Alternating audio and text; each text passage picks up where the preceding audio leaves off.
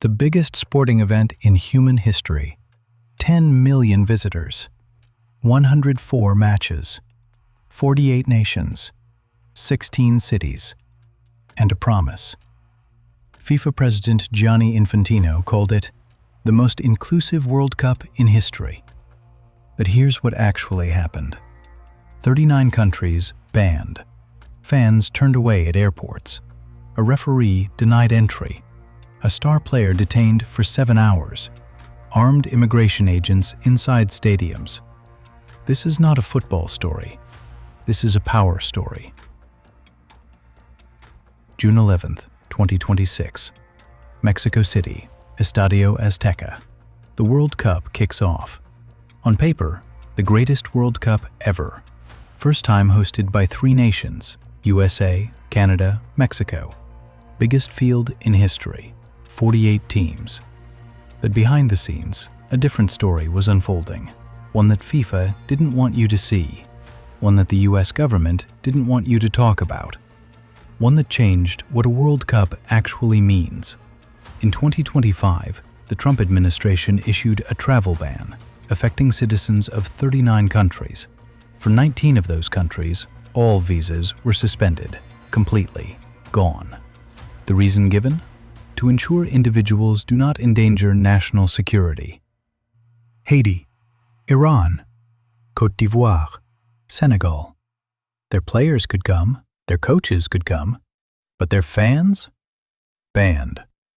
Imagine qualifying for the World Cup, your country's greatest achievement, and you cannot buy a ticket because your passport is the wrong color. An online boycott petition in the Netherlands gathered 174,000 signatures. Germany and the United Kingdom officially discouraged their citizens from traveling to the US. Ecuador condemned the immigration raids publicly. And FIFA called it successful collaboration with the US government.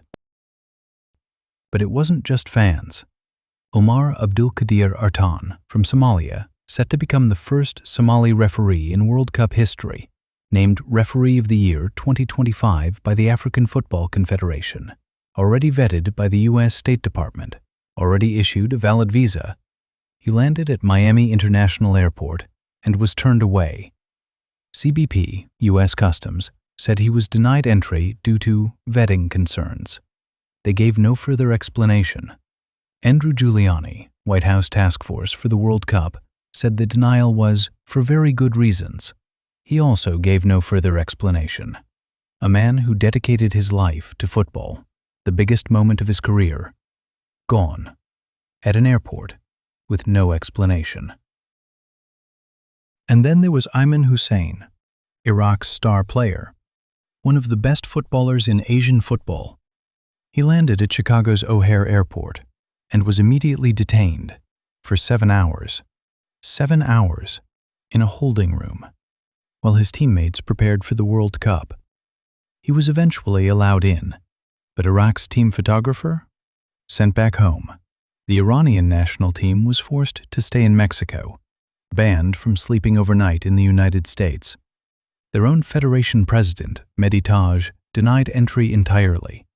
More than a dozen support staff left behind. Iran's embassy called it politically biased interference in sport. But the most shocking part of this story didn't happen at airports. It happened inside the stadiums. In February 2026, ICE, US Immigration and Customs Enforcement, announced they would play a key part in World Cup security. Key part. Inside football stadiums at a global sporting event. DHS Secretary Mark-Wayne Mullen confirmed it. He said, "ICE always says immigration enforcement. We're always going to do that." And he did not rule out arrests inside stadiums. Workers at SoFi Stadium in Los Angeles voted 96% in favor of strike, nearly 2,000 food service workers refusing to work if ICE was deployed at matches. Their union said workers feared being detained at their own workplace during the World Cup. A tentative agreement was reached 3 days before the first match, but the clause remained.